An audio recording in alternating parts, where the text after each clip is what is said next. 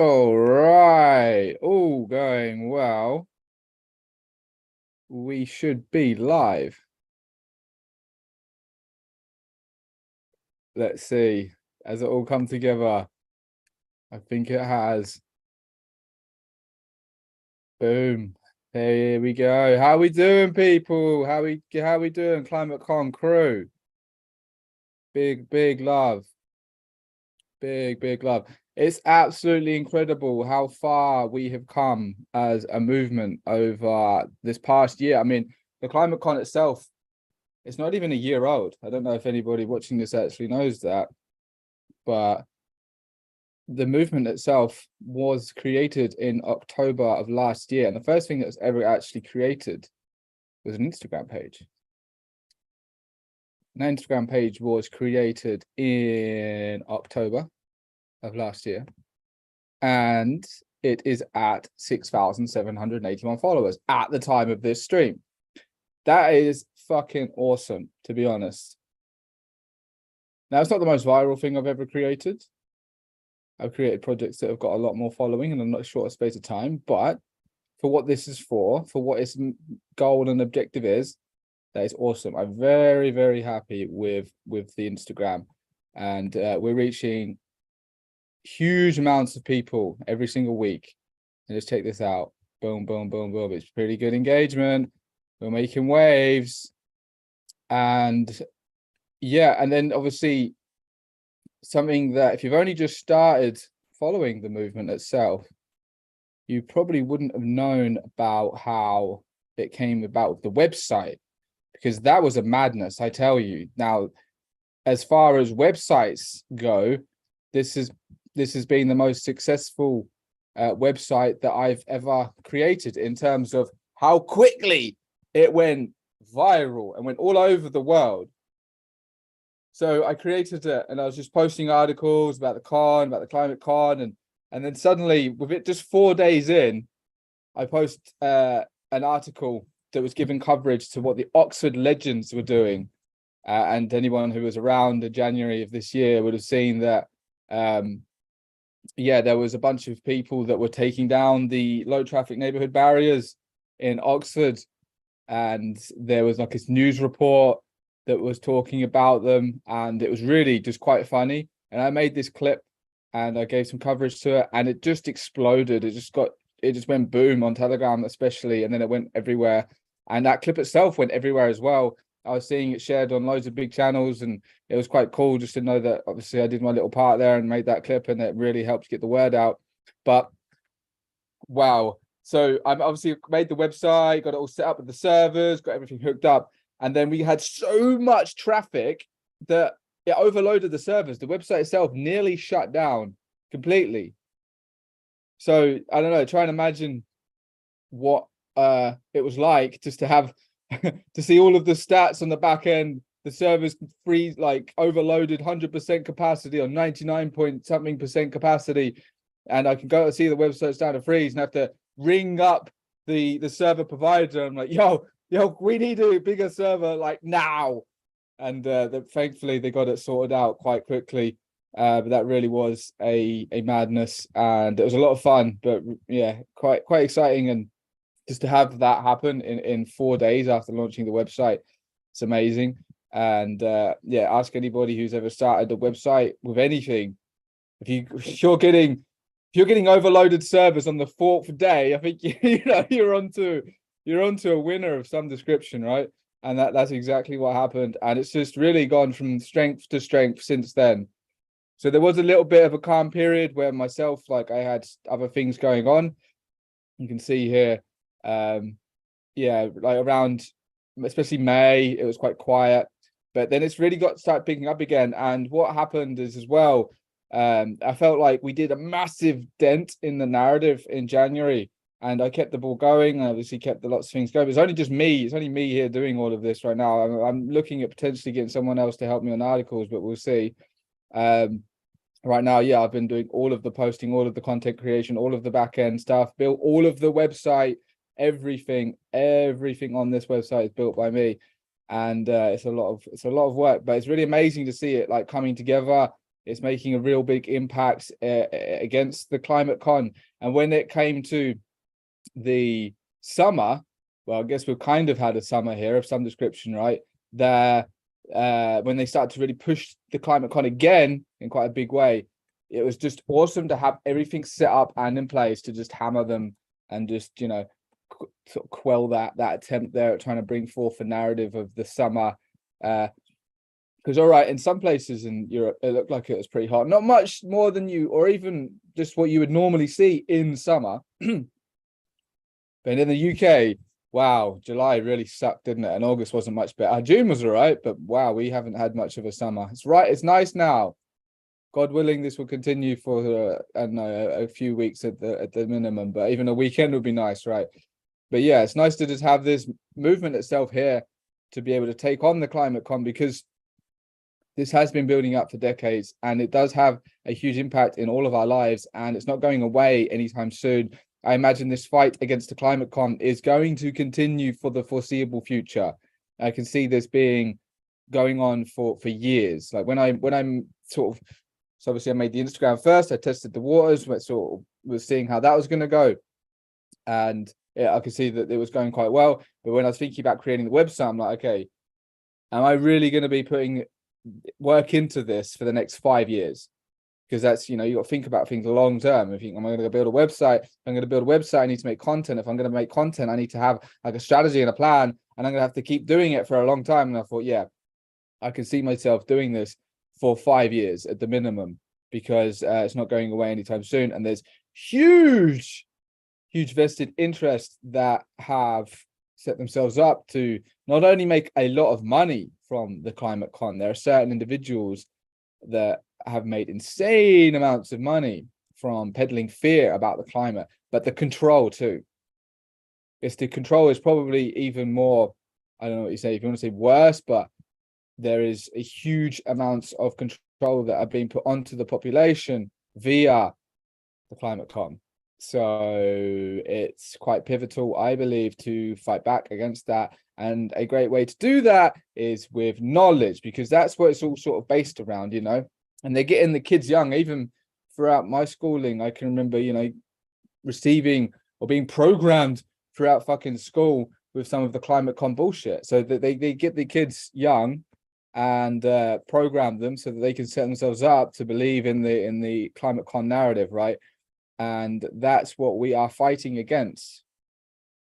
Because, well, there was murmurs and rumors of things like climate lockdowns. I don't know if they can ever really get away with it, but the agenda itself seeps into all different parts of society, and then is then used to justify things like a carbon tax, which the EU is trying to bring in like 2027. They want to bring in a tax on carbon, and that is going to be hugely detrimental to life itself.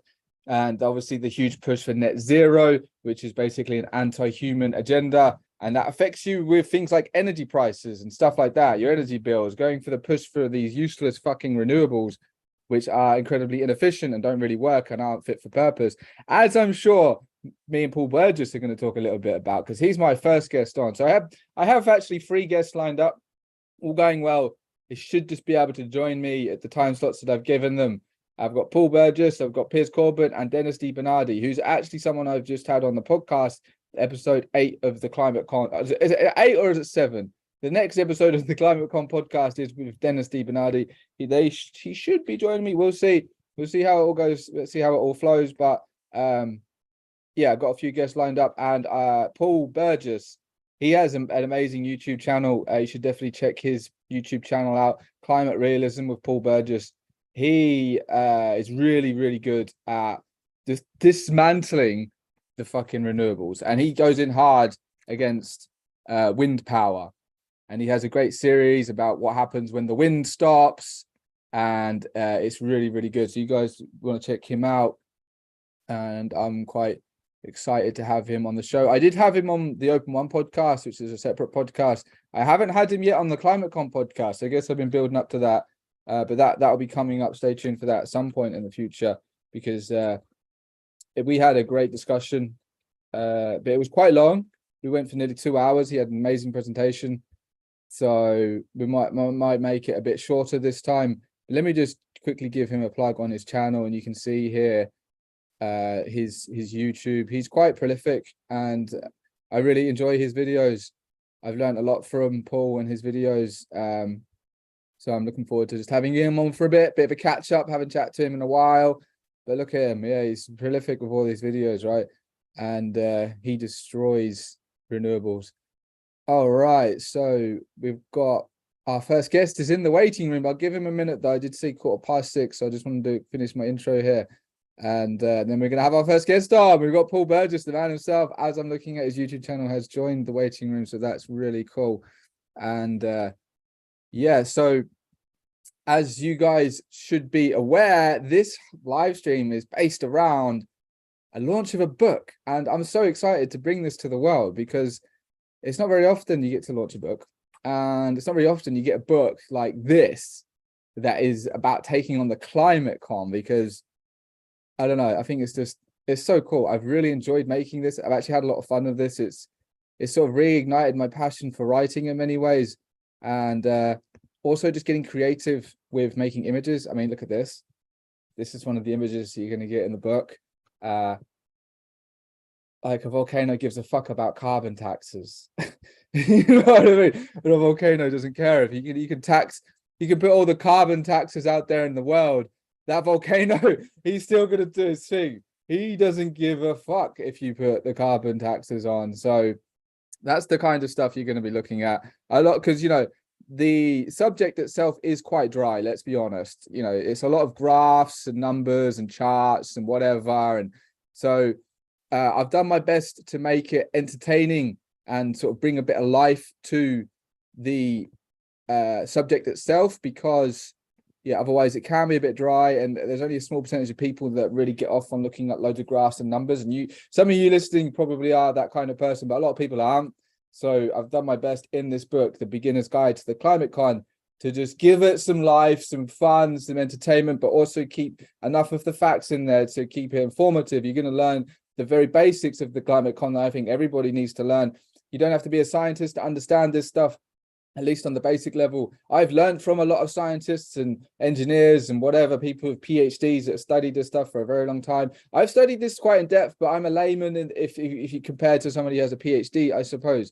But you can learn from experienced people who know a lot, and that's what I've done. I've done a lot of research and condensed it down into a format that anyone could understand, really. Anyone could pick up this book and understand it. And if you don't know already, this is your last chance to get this book. The ebook's an ebook, by the way. It's not in print yet. I might look into that a bit later, but that's a whole other thing to design it. So maybe in the next few weeks, I might look at getting it print ready. But it is an ebook. It's not like it's a novel. It's not a massive, it's about 10,000 words, roughly 88 pages. So it's still quite a lot to get through, but it's broken down nicely. But by the end of this live stream, I'm going to send out the book to everybody who has already put in their pre-orders. So this is the last opportunity. By the end of this live stream, I'm sending out the email. Everyone's going to get the book, and then the price is going to go to its normal price. But right now you can pick it up. The link is in the description below on this YouTube thing here. You can pick up the copy. It's on the Great Climate Con website. And yeah, I'm really, really happy with this, really proud of this. It'll make you laugh along the way, but also it'll give you the information you need to just get your head around this quite complex subject, because there is a lot of science behind it. There's a lot of, I guess, numbers and graphs and a lot of very head-centric logical stuff that might be a bit daunting for some people, but it doesn't have to be when it's presented in the right way. So that is the purpose of this live stream. I thought, why not have a bit of a celebration here? Why not just celebrate bringing this book into the world? Because I take great passion in taking down the agendas of the evil people of this world. I love it. This is what I do. This is my life. I don't know if you're new to what I do and who I am. I literally live this, not just the climate con. There's many other things I do online, but my life is fighting back. And it's taken many different ways over the past 11 years I've been on this journey. It's been incredible. And yeah, so I just love it. I love taking down the agendas of evil people that are trying to curtail the freedoms of humanity. But right, so I'm going to bring on our first guest, the man himself, Paul Burgess. He should be joining any second now, and I'm really excited to have Paul on.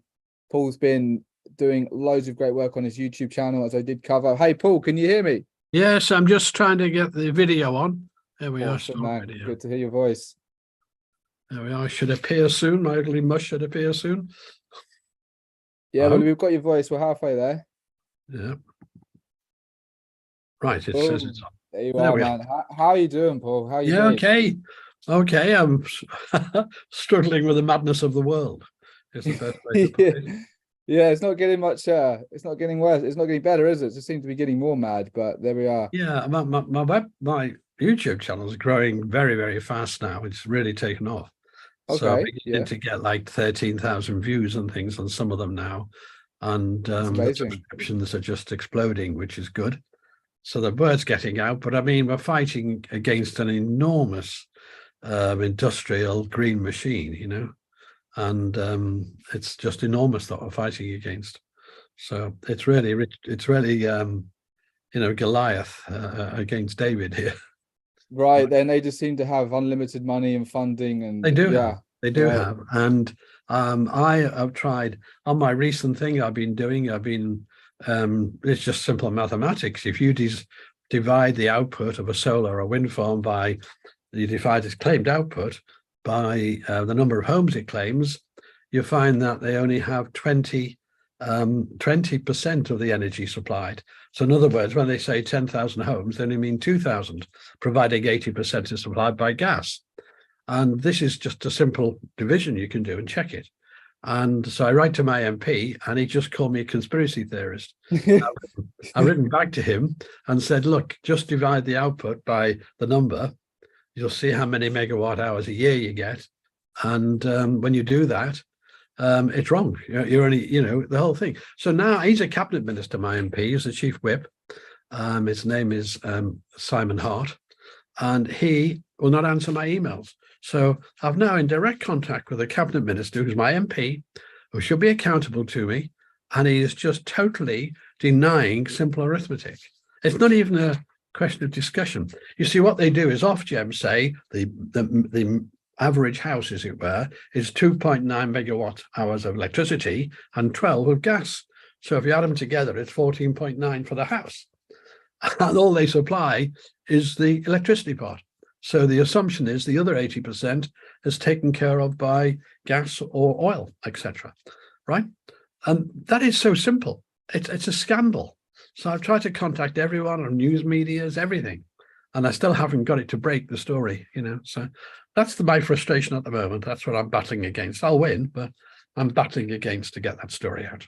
Love that, man. And I'm really happy to hear about how you're getting some success on your YouTube channel, because when I first saw your channel and came across your videos and saw how you were consistently putting these out, I just knew that it would only be a matter of time, man, before people clock on. It's over 80 videos now. Yeah.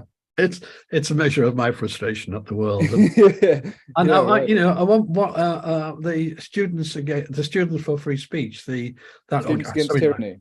Yeah, Students Against Tyranny invited me to be outside Oxford University and to sit there with a big placard, you know, a big sign behind me, 8-10 foot wide, 12 foot wide, saying, you know, green energy is unworkable and not affordable. Debate me. But no, none of the professors, none of the members for the university would debate me. Really? Wow. Yeah. You think at least one of them would jump? They don't. Well, they can't, because you see, I don't mind being wrong. I'd rather, say someone proves me wrong in a debate, I'd be happy, because I'd rather be put right and carry on in that than carry on being wrong. And that's how science works. But it doesn't work that way with climate alarmism. I did a podcast recently with Tom Nelson, and that went down well. And we're talking about the 1976 drought, where I was water resource engineer for Wales. And that was the biggest drought in my memory, and I'm at 78, you know. And he said, well, was it worldwide? Because I listed all the droughts in Britain, the worst ones, and most of them are back in the 17 and 1800s, the worst ones. We have far less droughts now than in the past. And he said, well, he remembers on the farm in America where he was brought up, the 76 drought was big. So was it worldwide? Well, on that video, I was just countering UK stuff. But it is worldwide. And only yesterday I saw a sort of video. Yeah, I saw a video yesterday which said the Antarctic was very low as well in 1976. It was worldwide, but there's lots of other things besides that. I'm rambling on here. Yeah. So yeah, no, it's all good stuff, man. I'd love to hear what you got to say. I could just listen to you all day. Well, the best of luck with your new little book there. I mean, anything that can help the cause. Yeah, I don't do it for money. I get no money out of this. And yeah, you should look into some sort of a book. Is that something you do, or are you more of a video man? No, I'm a video person, and I'll give you an example. I've just learned about the courses being run by councils and companies, which give you a certificate, and it's called a carbon literacy certificate. So I'm illiterate because I obviously study the subject, but I don't know about it their way. So they have council officials and that teaching people how to get this certificate. And once you've understood the carbon hype, you get a badge. That's it. Carbon literacy is amazing. Yeah, and that's terrible. Now, it's absolutely terrible. So I'm combining that story with a few other stories on the latest video I'm working on. And they're just pushing everybody, they're just destroying everything, and it doesn't matter anymore. Our leaders are not in any way in any of the mainstream parties representing the people. None of them are. And it's time. I mean, you've got people like Ed Miliband singing, the answer, my friend's blowing in the wind with a wind farm behind him, who hasn't got the first clue. No, he hasn't got the first clue about the most basic things, And at the moment, today, I mean, I've just been invited to a conference aboard. I won't go into detail at the moment until it's finalized, but that's rather nice. So it is beginning to happen. And, Okay, wait, hold up. So you've been invited to talk where? Sorry. I don't want to say at the moment, but I said, okay. But today, abroad, overseas, to give a talk at a conference. And that's rather nice because, that's some sort of widening the thing. I don't care about me. My life is pretty well settled for the next 10 or 12 years, and I'll be dead by the time I'm 90 or something. So what I care about is the subject and my grandchildren and the world that we live in. And the world we live in at the moment, science has gone. There's no such thing as science and climate change at the moment. None. It doesn't obey the most basic principles. And you can only see this. I mean, you even see it in things like ULEZ with the mayor there, fiddling the paper and hiring the scientists in the university to say independent and peer reviewed when he's paying him. I mean, it's ridiculous now. And they're not even bothering to cover up their corruption. And it's morally corrupt from the top to the bottom. So I've just got to keep on fighting. I'll probably be lowered into the ground in my coffin. I'll be banging away there. Hold on. I got another video I want to do before I go, So I don't want to write a book because my media is video. And so this one now I'm doing, spend a lot of time doing the graphics. So I've got a bulldozer pushing all these things out with a WF on it and our prime minister driving it. Well, that takes me 3 or 4 or 5 hours to do. I've got things like this to get the message over. So I believe in getting the message over very simply so anyone can understand it. And if people can't understand it, this is what gets me. People really say, who are you? What's your knowledge? Well, actually, I've got quite a history. My first mathematical model on the weather on climate was in 1971. But that doesn't matter. It doesn't matter what my I have got good qualifications, but it doesn't matter what they are. All that matters is the evidence and the facts. So you can be a bus driver, you can be a refuse collector, and you've got to be given the same respect. If you can put forward the evidence, then that's it. And let's face it, Albert Einstein, with his theory of relativity, was completely poo-pooed, wasn't he? 100 scientists wrote into the papers and said, he's rubbish. The theory of relativity is wrong. Who is he? He's not even a scientist. He's just a patent clock. And that was Albert Einstein. Yes. And he turned out to be right. So that's how the world works. So my job is to don't be bamboozled. One of my big messages is don't be bamboozled by scientists with lots of complicated things, because if they can't explain it to the average person, then they don't know it. It's simple as that. Yeah, I like that. Yeah, because a lot of this subject is quite dry, isn't it? It's a lot of graphs and numbers and science, and there's only a small percentage of people that really get into that. So it's like, how do you make it engaging and funny? That's right. So but they hide behind it. They hide. They use it as a lie. They use that as a lie. They say it's, and basically models. Well, everything is based on climate models. Models are not evidence; they're opinions. But the IPCC has said now opinions, models are evidence, which is back to front. Those are models. And by the way, if you had a bloke walking up and down your street with a placard saying the world's ending on Sunday, and this Sunday it's ending, and he did this for the last 50 or 2 years, say, every week, you wouldn't believe him, would you? But every single prediction of the climate alarmists, every one has been wrong. Polar bears now have quadrupled since the 70s. Yes. The Arctic hasn't melted, as they said. They said it'd be gone by 2000, then 2010, then 2014, and then 2018, and so on. Not gone, right? And when you look at what they're doing, they fiddle the data. So they'll start the Arctic ice at its highest level in the last 100 years, which was, well, the last 100 years were about 1979. So they show you the decline. What they don't show you is it was even lower in the 1950s, and all you're seeing is part of a cycle. And so when you put that data on, you expose the lie. And that's how it is. Yeah. But people hide behind the complexity. Models aren't that complex. Just because there's lots of number crunching on supercomputers doesn't mean a thing. Yeah.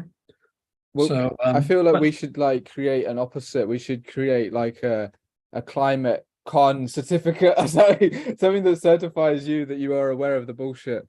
That's right.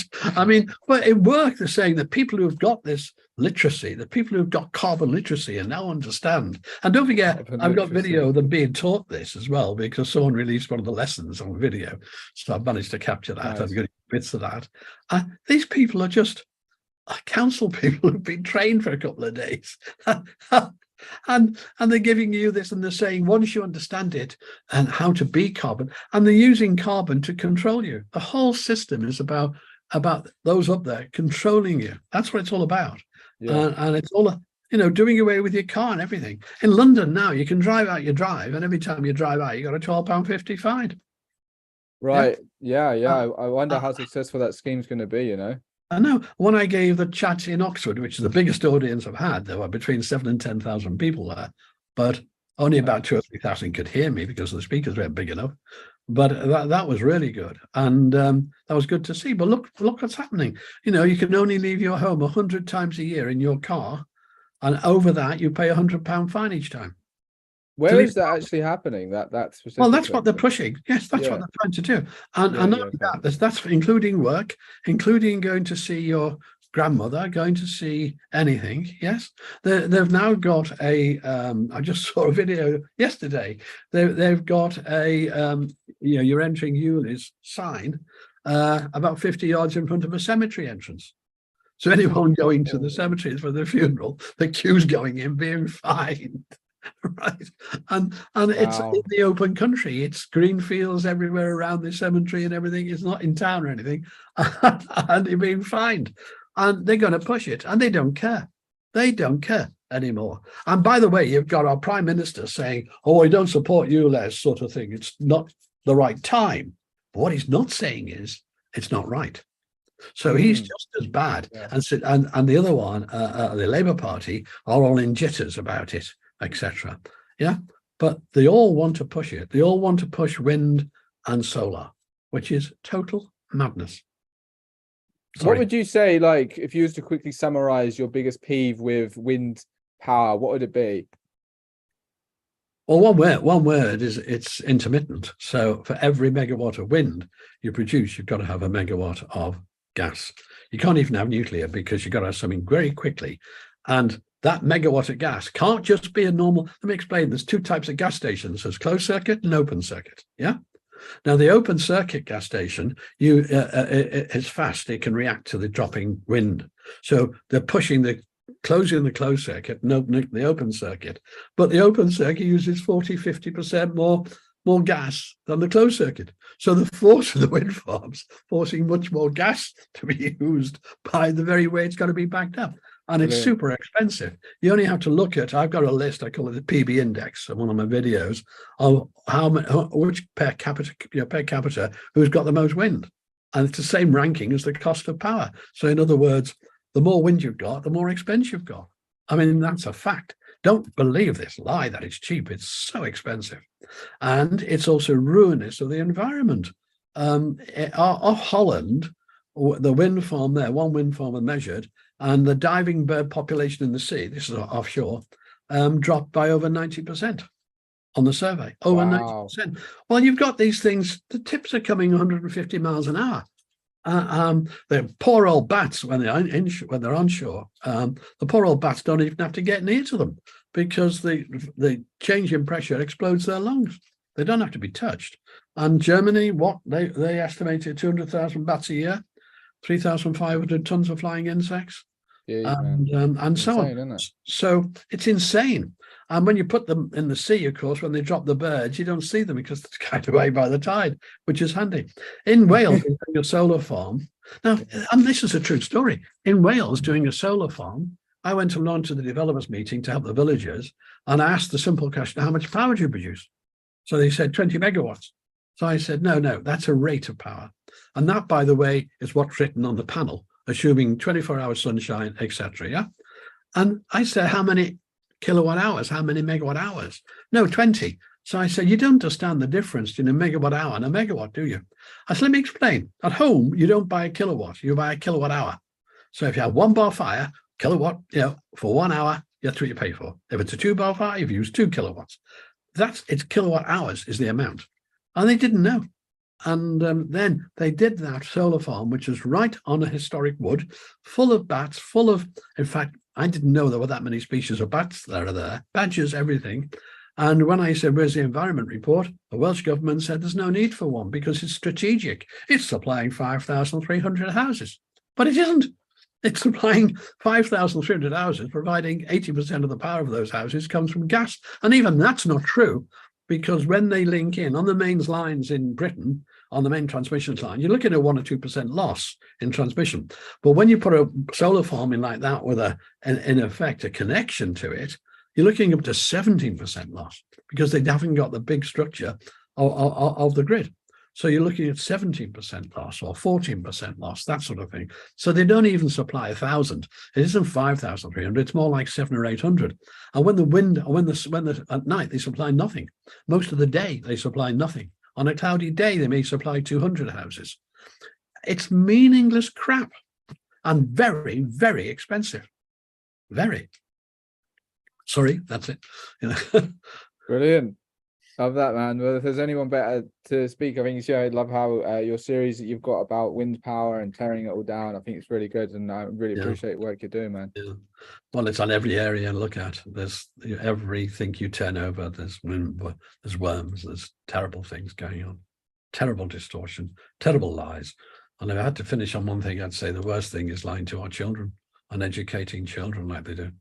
That is the worst of all. Yeah, man. Well, we can do our part to counter that, right? That's right. Let's do your best. I'll support anyone who's doing that work like yourself. Well, it'd be good to have you on the show, actually. Like to have you on the podcast. I think that'd be cool, man. Yeah, that's fine. Awesome. Well, thanks for joining me. I really appreciate having you on. Best of luck with the book. Okay, cheers. Then. Bye-bye. See you. Bye. How do I do this? There should be a magic button somewhere. Yeah. I'll just drop it off there. Leave meeting.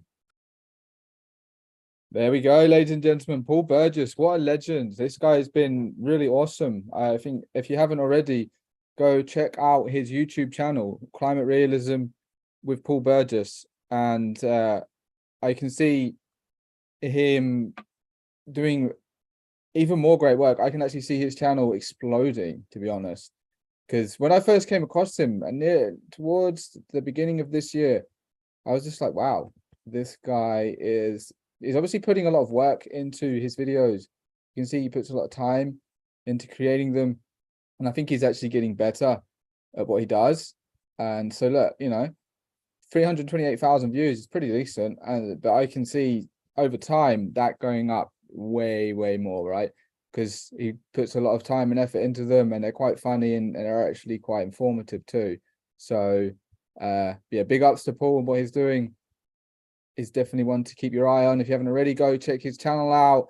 Climate Realism by Paul Burgess. So big ups to Paul, and big ups to everybody who's joining us on the stream. So this stream is primarily celebrating the launch of my book, The Beginner's Guide to the Climate Con, and I'm really, really happy to bring this to the world. If you haven't seen it already, here it is. This is the front cover, and what it does is it breaks down the Climate Con in an easy to understand way, because as me and Paul were just discussing, this subject can be quite dry, and you've got to try and make it entertaining with things like this.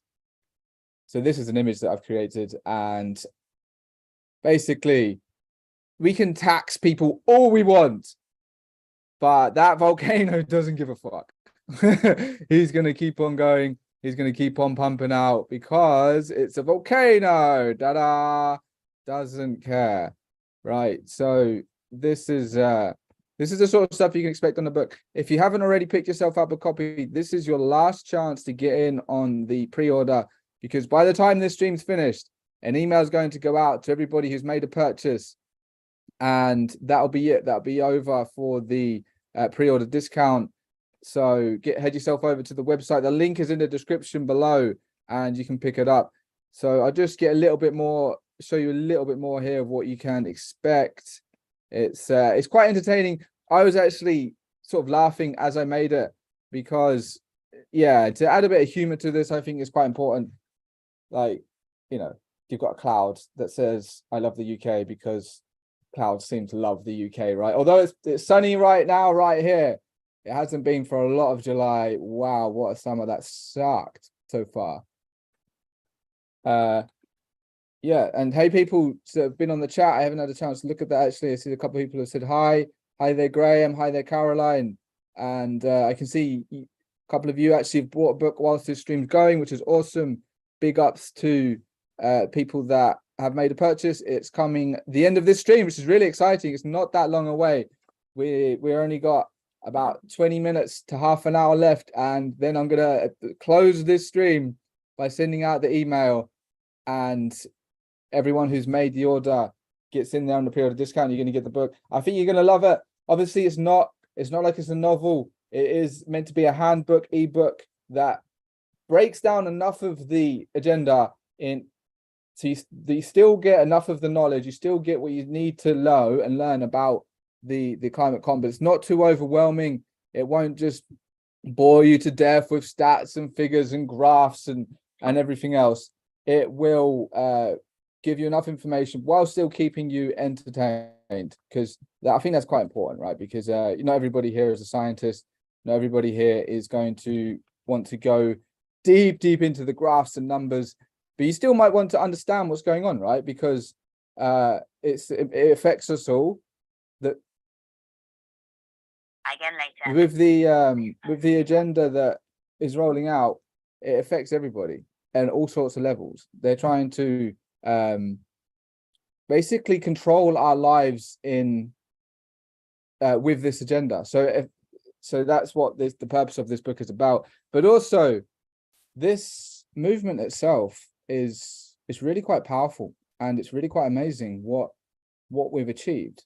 So just a big shout out to everybody who has supported the movement so far. We have a small group of members that have been joining us via the membership. And if it wasn't for you guys in the beginning, if it wasn't for the members that actually stepped up and supported, then we wouldn't have been able to expand the servers at the time when we was going like super viral. Yeah, so that was really amazing. Thanks to everybody who has supported so far. And you won't be disappointed, because as I was mentioning before, this agenda shows absolutely no signs of slowing down or stopping or whatever. It goes through like peaks of intensity. It becomes more in the public domain, and it comes down and it flares up again, and so on and so forth. But yeah, so we're gonna have to keep fighting. We're gonna have to keep going. We can't stop. I won't be stopping because this is my life, people. Welcome to a world of my life of fighting back against evil, because I honestly don't know anything more rewarding to do in this life right now, because there is a lot of evil around and it's got a lot of hold in people's minds. But thankfully, there does seem to be a huge growing resistance to this. There's a lot of light that's appearing amongst all of this evil. So there is a lot of room for hope. There's a lot of room for being positive. There's a lot of room for just having a positive mental attitude about what's going on.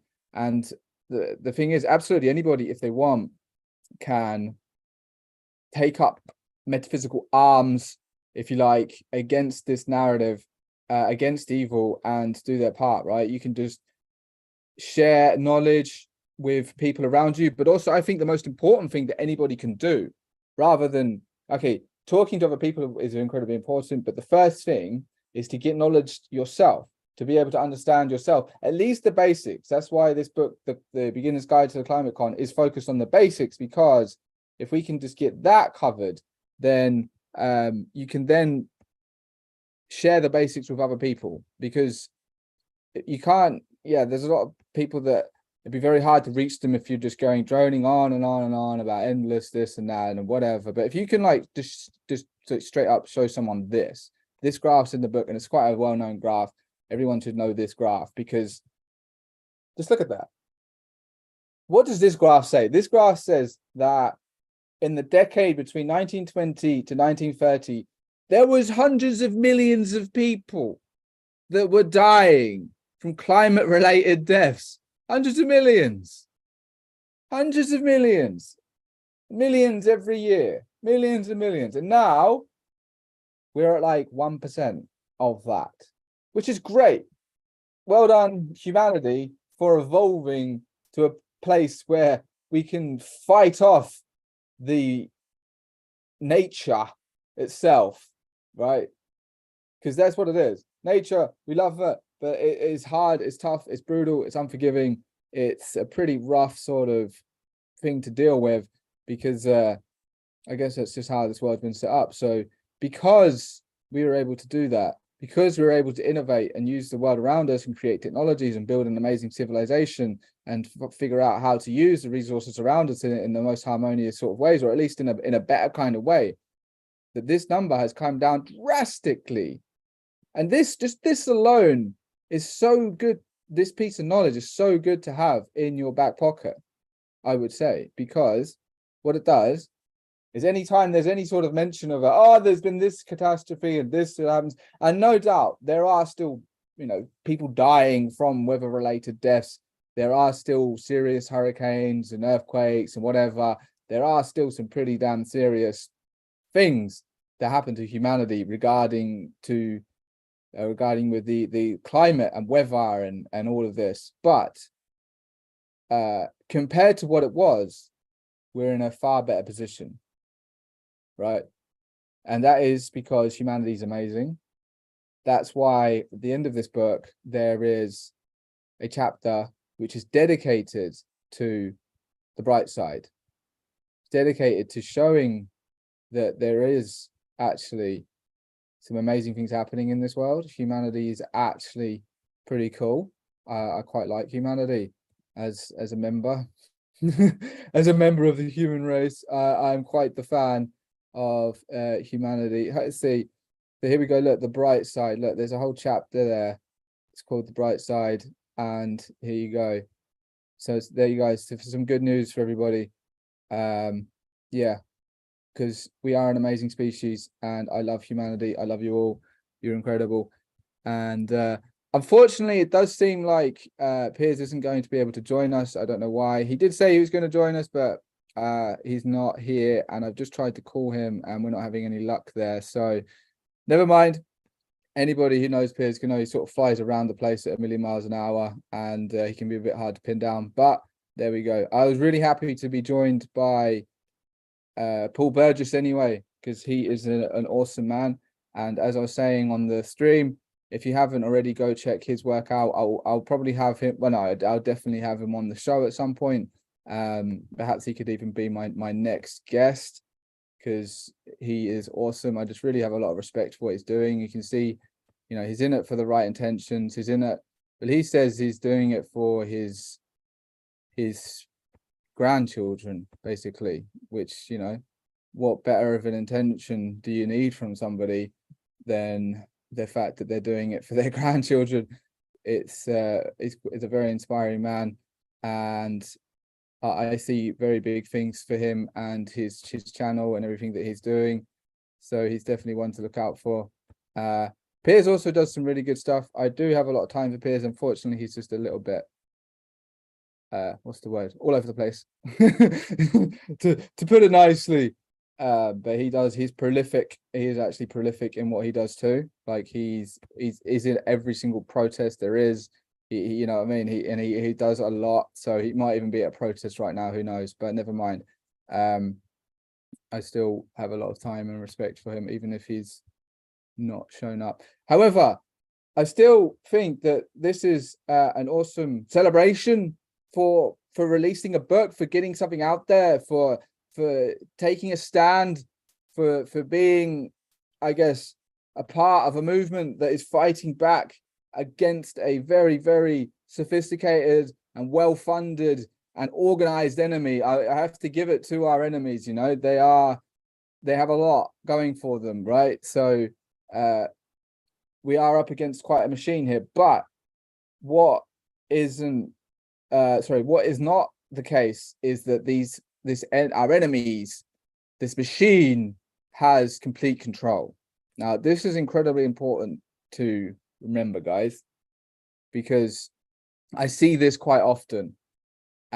People, they get into the movement, and they do some research, and then they start realizing, wow, look at what we're up against. Wow, they have all this funding, it's been going on for years, da da da da da.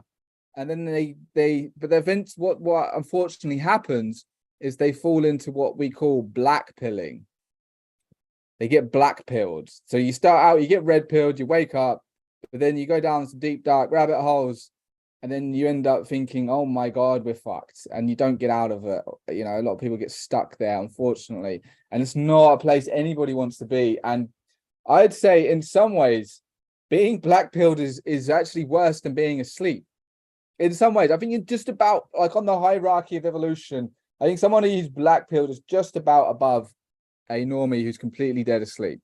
Because at least somebody who's blackpilled still won't take the vaccine, and they'll still talk about certain things and still get the word out there. But really, you're still falling for another trap. You're still in another matrix, basically. You've escaped the first level only to get stuck at maybe the third level, right?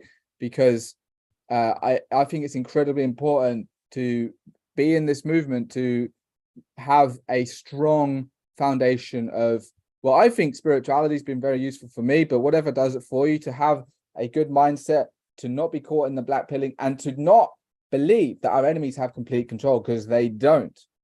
They don't. I'm a living example of one man changing this entire world, changing the timeline. And there are many, many, many others. I had Paul Burgess on earlier. He's another example of somebody who's just one man with his computer, with a mission, just doing his thing. And it's amazing what one person can do. And when there's lots of these one persons, lots of these one people all together, then yeah, we can create wonders, absolute wonders, and we can stop their agendas. We can do massive damage to what they're trying to roll out here. It doesn't mean that just because our enemies create something and say this is what it's going to be, and they do it confidently with lots of pretty propaganda and people in suits looking smart saying this is how it's going to be, doesn't fucking mean that's how it's going to be. It really doesn't. But if you believe that, if you get blackpilled, you're actually feeding our enemies.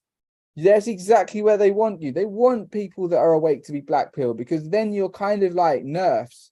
You're neutered in a way. You're not at your maximum capacity. You're not able to fight back in the most effective way. Somebody who's blackpilled who believes there's nothing that can be done, who believes that it's all set in stone and we have no say in what goes on here, won't, for example, write a book to try and fight back against the agenda because they'll believe that there's no point.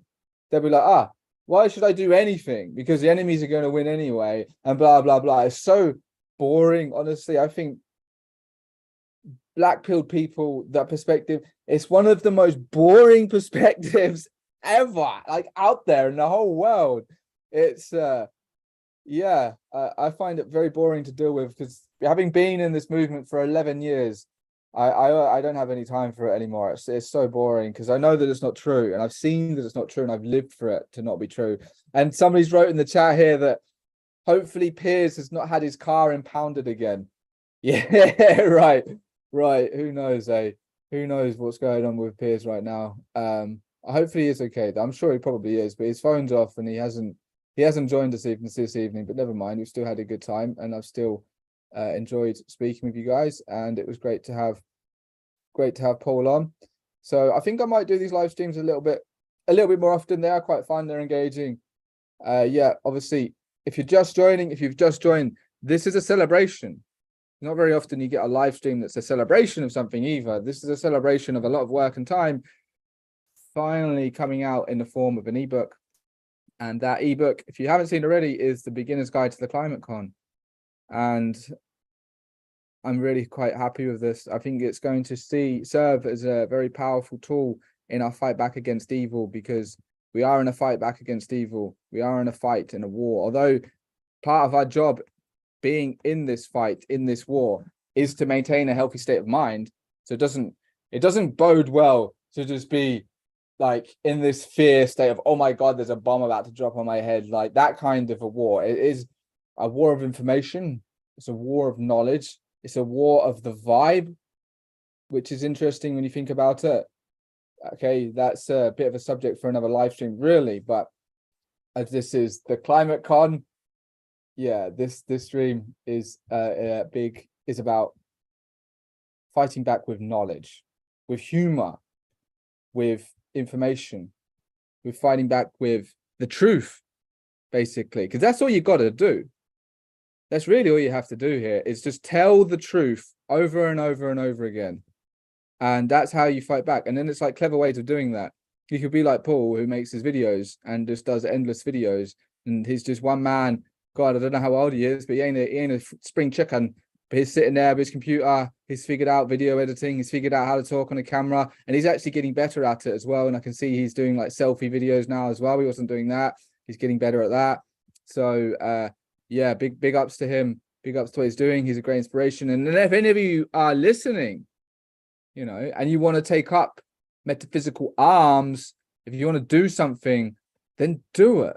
We need more people in this fight who are actually taking the initiative to find their voice, or to create content, or to just be involved and stand up for what they believe in.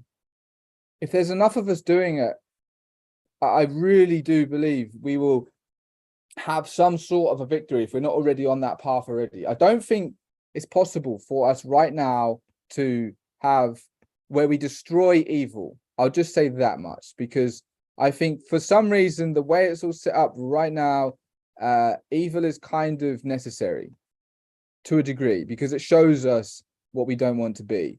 And without evil, how could we choose to be good? But with all of that, it doesn't mean we just let evil do its thing. No, part of our job, our mission here as the awakened fighting back against evil, is to stand up and fight back against evil. We have to put evil in its place and keep the balance, or at least tip the scales in our favor. You know what I mean? That's what we have to do. Because if we don't do it, nobody else is going to do it. And if we don't, nobody does it, then evil takes hold, the quality of life goes down, slavery, so to speak, in the mind and in our life, because it gets stronger, and the light in this world gets a little bit dimmer. So, you know, I'm sure there's someone here listening right now that is like, wow, I think that's me. I think I need to find my voice, whatever that is. I think I need to start making videos, or I need to start writing articles, or I need to start doing something, because I feel that's my calling. Maybe that's you listening right now. But either way, we can support each other, we can help each other, and truly it's an amazing journey. I couldn't imagine living this life in any other kind of way other than being awake. But I have literally been awake my entire adult life. So this is basically all I have known, and a testament to the internet. Thank you for doing that. So yeah, and if it weren't for the internet, would not have been able to wake up when I did. And it's really incredible what you can actually do with the internet. And we can change the timeline, guys. I guess if that's so, obviously the stream is a celebration about the book, and if you haven't already, this is your last chance. These last 5 minutes, if you want to pick up the book on the pre-order discount before it goes to its full price, the link is in the YouTube description right there. You can find it down below. You have 5 minutes to pick it up at this price, and then I'm sending the email out, and everybody who's got on the pre-order discount is going to get their copy, and after that it will be full price. So yeah, this is your last chance, and it's a testament to just to what we can do with the internet. We can change things. We don't have to accept what our enemies put out there. So the purpose of this stream was to celebrate that. So big ups to that happening. That's very exciting. I just do a party emoji. Whee! But also this stream was to celebrate the movement itself. The movement itself is the Climate Con. We are showing no signs of slowing down. In fact, especially on the website and the Instagram and the Telegram, numbers are just going up, which is really inspiring to see. There's a lot of you that are obviously finding benefit from this movement, and that's really awesome. And I am looking into taking on some more people to help me with this, but you know, there's a process and they've got to be the right kind of people, and it's really got to work, but we'll see. So it's a celebration of the movement. It's a celebration of this book that's about to be launched to the world. But it's also the third thing to take away from this stream is we can change things. We can influence what goes on here. We have a say. We can change the world around us. Just because the enemies put out something doesn't mean that it's actually going to happen.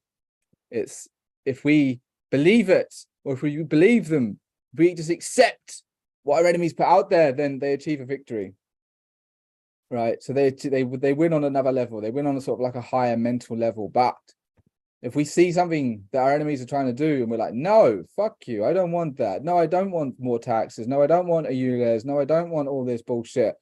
Enough of us say no and fight back, don't comply peacefully. We don't have to destroy our society just to prove a point. You know, so protests can be useful sometimes, but you know, there's a time and a place. But if enough of us just say no, then their agenda falls apart.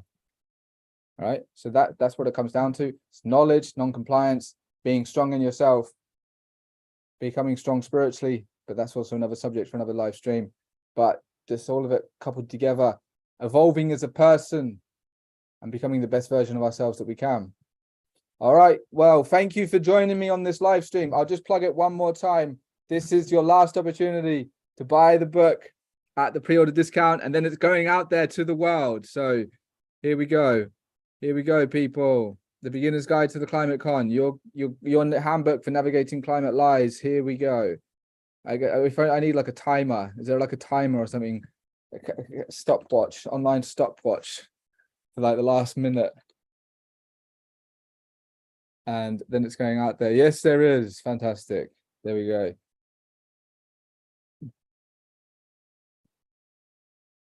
All right.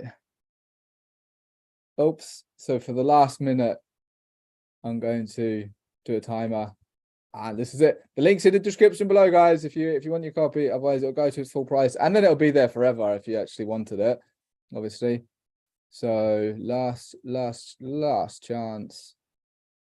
And here we go. There it is. Your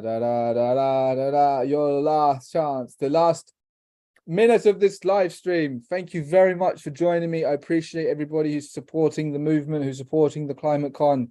We're going to keep going. We're not going to stop. We're going to be going for years. And every single step of the way, our enemies try and pull out something out of the bag related to the Climate Con. We're going to be there punching. Say, nah, don't accept that. Don't want that. Nah, I want to be free. I want to drive my car. I want to go on holiday. I want to enjoy life. I want to enjoy the abundance of this world.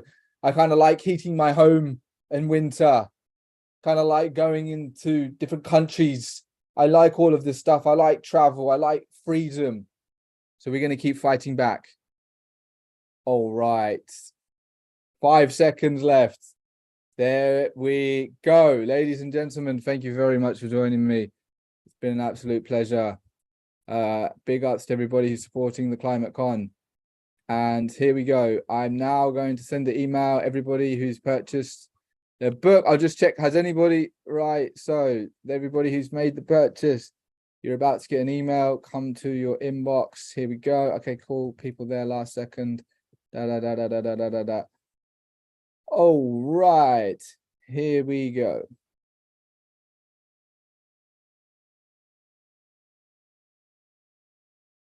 There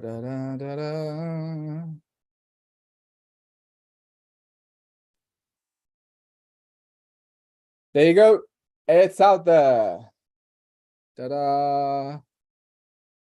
Any problems with the book, receiving the book, any emails, whatever, any trouble, then do let me know. Yeah. So it's out there. It's in the public world. It's in the realm. Boom. There we go. The Climate Con launch party. Thank you very much for joining me, people. Stay up to date on the socials. Follow on Telegram, Instagram. If you haven't already, sign up to the newsletter. Pretty prolific on the newsletter. We've got loads of articles coming out on there. And yeah, enjoy the rest of your weekend, you amazing people. And I'll see you around in the digital worlds.